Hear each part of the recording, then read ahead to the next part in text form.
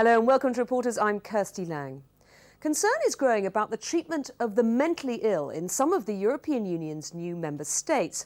The practice of placing people in caged beds in some Central European countries has attracted criticism, not just from the EU, but also from the United Nations Committee for Human Rights. Since joining the EU, Hungary has banned caged beds, but they continue to be used in the Czech Republic and Slovakia, from where our correspondent Olenka Frenkiel now reports. Cage beds, traditionally used here to restrain psychiatric patients, are under threat since Slovakia joined the European Union.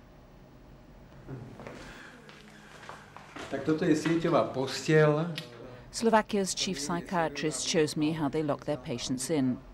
This is the country's flagship psychiatric hospital, and like most of his colleagues, Dr. Pavel Černiak wants to keep caged beds as a way of restraining patients who are hard to manage. In principle, I'm convinced that cage beds are necessary in order to protect the patients themselves, other patients and the staff. The view of the European Commission is contrary to the views of the Slovak psychiatric profession, their patients and the public. Unfortunately, there are situations when medication is just not enough. This is when we need to use a form of restraint. We think that from the medical, human and social point of view, these beds are safest. This former patient doesn't agree. She asked not to be identified for fear of retribution. But she told me what happened when she sought help at Dr. Černiak's hospital after a difficult caesarean section left her feeling low. They wanted to inject me with medication, but I refused. They were going to force me, so I threw myself on the floor. They jabbed me with a syringe and put me in a caged bed. She doesn't know how long she was sedated, but when she woke, she says, the nurses wouldn't let her out. I was shaking the caged bed and shouting that I wanted to go to the toilet, but they refused. And as nobody came, I urinated in the bed like an animal. Cage beds, she says, are for the convenience of staff who want to sleep on the night shift and not for the benefit of patients. Now, the doctors tell us that patients only go into the caged beds for their own safety. Was it for your safety?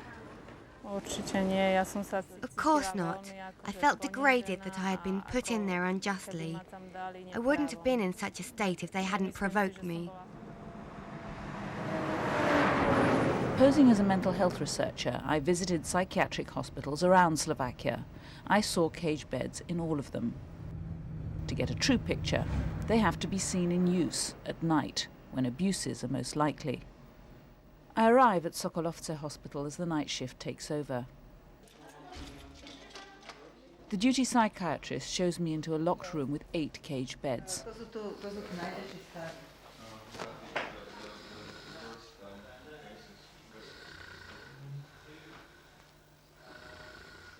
I ask her how they persuade the patients to get into them. I do feel quite sorry for them looking at them, actually. Can I have one more look up and down?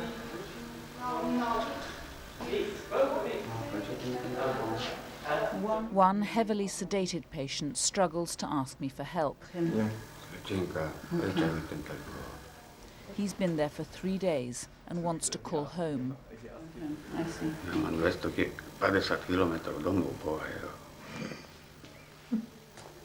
This is 250 kilometers home from here.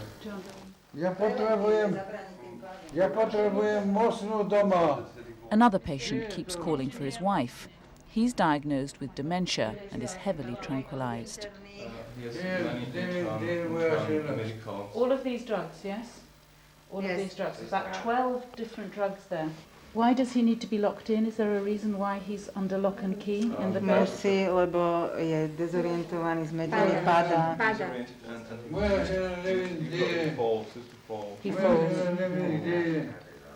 He looks very badly injured on the face. He's got a lot of scars. Fall down. Because he fell down. 4 days ago he fell.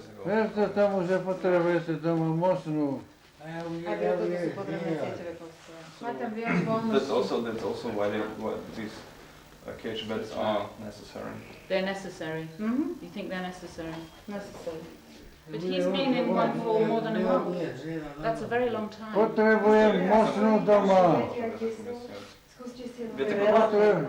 It's relative. There is no public watchdog in Slovakia asking the obvious questions. Why has this man been caged for 5 weeks? And if it's for his own safety, why is he covered in sores and bruises? MDAC, a mental health charity, claims Slovakia's 300 caged beds are against the European Convention on Human Rights. They're campaigning to get them banned. The use of cage beds is inhuman and degrading. That's a violation of the human rights of people with mental health problems, who are a particularly vulnerable group.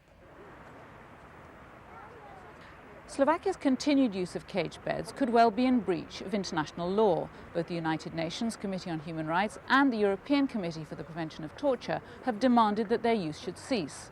Yet so far, the Slovakian government has refused to ban cage beds from psychiatric hospitals, and their use in the treatment of the mentally ill remains routine.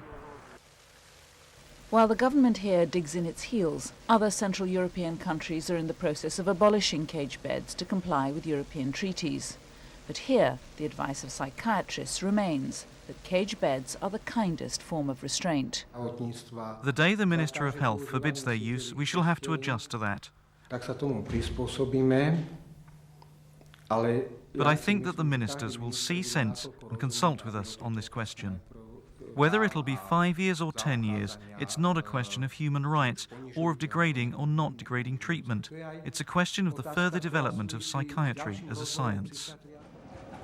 Throughout Slovakia's hospitals, psychiatrists insist cage beds are better than other methods of restraint, like isolation rooms used elsewhere in Europe, or leather straps, today condemned as archaic and inhumane. But at Bratislava University Hospital, I saw leather straps fitted to cage beds. This in a ward for elderly patients suffering from dementia.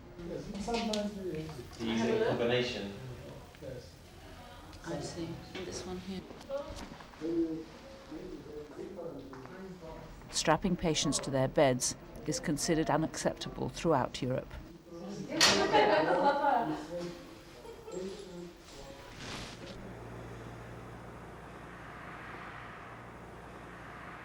Wherever I went in Slovakia, I heard shocking testimonies which could, if former patients were to sue, be evidence in a test case in the European Court of Human Rights. The nurse grabbed hold of my hair and pyjamas, dragged me 10 meters along the floor, and then put me into a caged bed, where I spent the next 11 days. Would you consider suing? Oh no. Why not? I'm just not that kind of person. Ja nie som taki pomstichtivý človek, no proste. Slovakia's government would have to ban cage beds immediately if it lost a case in Strasbourg. But former patients are loath to sue, and their credibility is easily questioned. In the meantime, Slovakia continues to use cage beds without sanction. Slovakia's Deputy Prime Minister, Paul Čaki, is the man with responsibility for both human rights and European integration. We first asked him for an interview 10 days ago, but on the appointed day he said he's just too busy.